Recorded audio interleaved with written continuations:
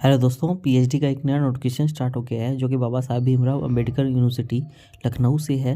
दोस्तों ये एक सेंट्रल यूनिवर्सिटी है। इन्होंने पीएचडी का एडमिशन फॉर्म निकाला है और यहाँ पर इन्होंने स्टार्टिंग डेट बताई है कि 4 दिसंबर है और लिंक भी दी हुई है। तो आप देख सकते हैं, सबसे पहले लिंक दी हुई है आवेदन करने के लिए।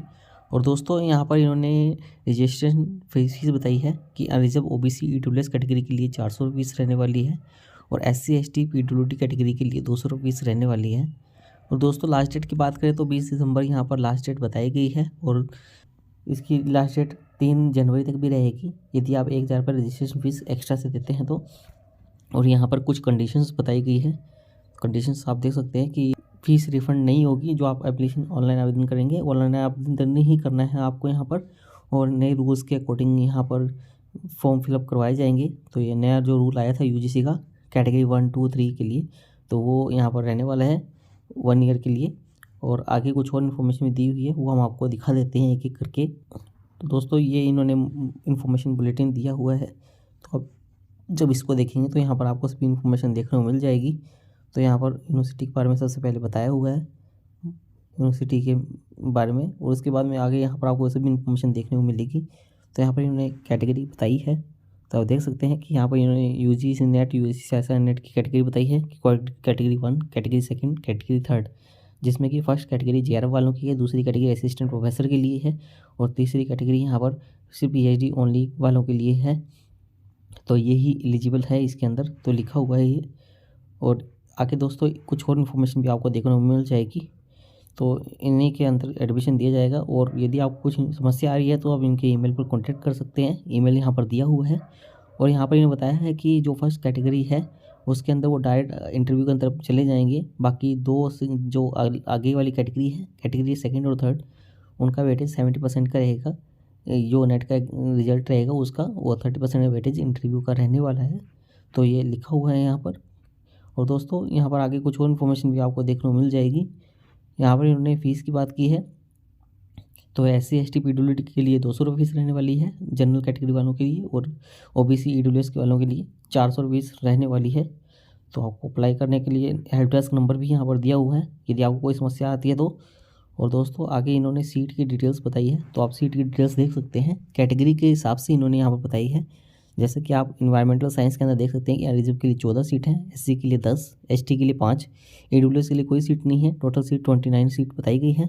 और दोस्तों ऐसे ही सभी के लिए अलग अलग बताई गई है। तो आप देख सकते हैं कि इन्होंने बायोटेक्नोलॉजी के लिए टोटल 8 सीट बताई है, जूलॉजी के लिए 9 सीट बताई है, human development and family studies के लिए 15 सीट बताई है, सोशियोलॉजी के लिए 7 सीट है, हिस्ट्री के लिए 9 सीट बताई है, पॉलिटिकल साइंस के लिए 19 सीट है, पब्लिक एडमिनिस्ट्रेशन के लिए 4 सीट है, इकोनॉमिक्स के लिए यहाँ पर 12 सीट बताई गई है, लाइब्रेरी एंड इंफॉर्मेशन साइंस के लिए 11, कंप्यूटर साइंस के लिए 33, मैनेजमेंट स्टडीज़ के लिए 27 सीट बताई गई है, केमिस्ट्री के लिए यहाँ पर 22 सीट बताई गई है, मैथमेटिक्स के लिए 20 सीट बताई गई है, फिजिक्स के लिए 12, स्टैटिक्स के लिए यहाँ पर 10 सीट बताई गई है, एजुकेशन के लिए 27, हॉर्टिकल्चर के लिए 20 सीट बताई गई है, फार्मास्यूटिकल साइंस के लिए 11, मास कम्युनिकेशन एंड जर्नलिज्म के लिए 9, ह्यूमन राइट्स के लिए 12, लॉ के लिए 12, हिंदी के लिए 14, इंफॉर्मेशन टेक्नोलॉजी के लिए 21 सीट बताई गई है, इन्वायरमेंटल माइक्रोबायोलॉजी के लिए 16 सीट बताई गई है, संस्कृत एवं वैदिक स्टडीज़ के लिए 7,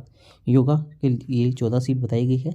इसी प्रकार आगे कुछ और सीट भी बताई है, जिनमें कि इलेक्ट्रिकल इंजीनियरिंग के लिए 14 सीट बताई गई है, इलेक्ट्रॉनिक्स एंड कम्युनिकेशन इंजीनियरिंग के लिए 14, सिविल इंजीनियरिंग के लिए 14, मैकेनिकल एंड ऑटोमोबाइल इंजीनियरिंग के लिए 8 सीट बताई गई है। तो आप देख सकते हैं सीटें काफ़ी ज़्यादा है, 400 प्लस सीटें हैं।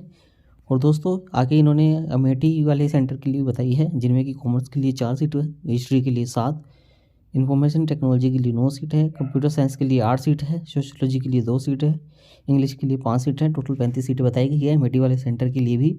और दोस्तों आगे इन्होंने फ़ीस स्ट्रक्चर भी बताया है, तो फ़ीस स्ट्रक्चर आप देख सकते हैं कि यहाँ पर ट्यूशन फ़ीस इन्होंने बताई है कि 4000 रुपये रहने वाली है पर सेमेस्टर, और SC ST वालों के लिए और PWD वालों के लिए 2000 रुपये रहने वाली है। एडमिशन फ़ीस यहाँ पर 1000 रुपये रहने वाली है, एनरोलमेंट फ़ीस 200 रुपये रहने वाली है, मेडिकल फ़ीस 100 रुपये रहने वाली है। तो ये फ़ीस आप देख सकते हैं काफ़ी कम रहने वाली है, तो आप देख लीजिएगा इसको। और कुछ जनरल इन्फॉर्मेशन भी यहाँ पर दी हुई है, तो अच्छे से रीड आउट कर सकते हैं। मेरिट लिस्ट यहाँ पर बनेगी इंटरव्यू के लिए, 70% का वेटेज रहने वाला है। और यहाँ पर वेटेज सभी के लिए दिया जाएगा। तो आप देख सकते हैं कि एंट्रेंस टेस्ट का वेटेज 70% का रहेगा। जो आपने मार्क्स ऑब्टेन किए हैं बैचलर डिग्री के अंदर 2% का वेटेज रहेगा। मास्टर डिग्री का वेटेज 3% का रहेगा और नेट वगैरह का 7 मार्क्स का वेटेज रहता है। नेट का 5 मार्क्स का वेटेज रहता है। कुछ रूल्स रेगुलेशन भी यहाँ पर बताए गए हैं, तो आप इनको अच्छे से देख लीजिएगा। और दोस्तों यदि आप एक से ज़्यादा फॉर्म भरवाते हैं तो आपको सेपरेट ही फॉर्म फिलअप करना होगा, तो इस बात का ध्यान रखिएगा। 5% का रिलैक्सेशन यहाँ पर मिलता है SC ST OBC non criminal PWD को। आगे ऐसे ही इन्होंने कुछ और इन्फॉर्मेशन भी दी हुई है, तो आप ये अच्छे से देख लीजिएगा। वेटेज यहाँ पर एकेडमिक के लिए भी बताया हुआ है, तो आप अच्छे से यहाँ पर भी देख सकते हैं कि बैचलर का 2% रहेगा 100 में से। तो ये अलग अलग दिए हुए हैं वेटेज, तो आप देख लीजिएगा। रिजर्वेशन पॉलिसी भी हमने आपको बताई ही थी। आगे दोस्तों यहाँ पर इन्होंने एलिजिबिलिटी की बात की है। एलिजिबिलिटी आप देख सकते हैं, जैसे कि एग्जांपल के तौर पर मास कम्युनिकेशन जर्नलिज्म के लिए इन्होंने बताया है कि UGC नेट चाहिए। और एलिजिबिलिटी के अंदर इन्होंने बताया कि 55% मार्क्स होने चाहिए आपके MA MSc के अंदर, जो कि कम्युनिकेशन के अंदर हो, मास कम्युनिकेशन के अंदर, जर्नलिज्म मीडिया स्टडीज़ वगैरह के अंदर। और 5% का रिलैक्सेशन यहाँ पर मिल जाएगा SC ST OBC non criminal वालों के लिए और PWD वालों के लिए बताया गया है। इस प्रकार से आप आगे वालों के लिए भी देख सकते हैं। सभी के लिए अलग अलग यहाँ पर आपको देखने को मिल जाएगा। सभी के लिए ही इन्होंने स्पेसिफिक बताया है, तो आप जिसके अंदर भी आवेदन कर रहे हैं तो उसका देख लीजिएगा। बाकी ऐसे ही इन्होंने अदर इन्फॉर्मेशन भी दी हुई है। आगे इन्होंने सर्टिफिकेट अटैच किए हुए हैं फॉर्मेट्स, तो ये आपके काम के हो सकते हैं, तो ये भी आप देख लीजिएगा। अब हम आपको कुछ अदर इन्फॉर्मेशन भी दिखा देते हैं। दोस्तों आगे इन्होंने यहाँ पर एडमिशन पॉलिसी की बात की है। यहाँ पर इन्होंने फिर से वही सेम चीज़ बताई है कि कैटेगरी कौन कौन सी कैटेगरी के लिए आवेदन मांगा गया है, जो नए रूल्स के अकॉर्डिंग है। वेटेज 70-30 का रहने वाला है। और आगे इन्होंने कुछ और इन्फॉर्मेशन भी दी है, तो आप अच्छे से देख के ही इसको आवेदन कीजिएगा, उसके बिना अनुमत कीजिएगा। और परसेंटेज इन्होंने फिर से शॉर्ट तरीके से बता दिया है। एडमिशन रूल्स जो हमने अभी आपको बताया है वो इन्होंने शॉर्ट तरीके से फिर आगे बताया है। और दोस्तों यहाँ पर आपको क्या क्या इंटरव्यू के लिए लेके जाना होगा तो वो भी देख लीजिएगा, क्योंकि मार्कशीट यहाँ पर character certificate, migration certificate, SC ST EWS certificate, जो भी आपके ओरिजिनल डॉक्यूमेंट है वो सभी लेके जाइएगा आप।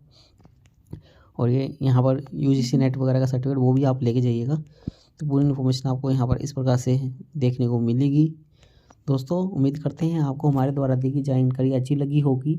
यदि आपको हमारे द्वारा दी गई जानकारी अच्छी लगी हो तो आप हमारे चैनल को सब्सक्राइब कर सकते हैं और आप हमसे टेलीग्राम पर भी जुड़ सकते हैं ऐसे PhD से रिलेटेड नए अपडेट के लिए।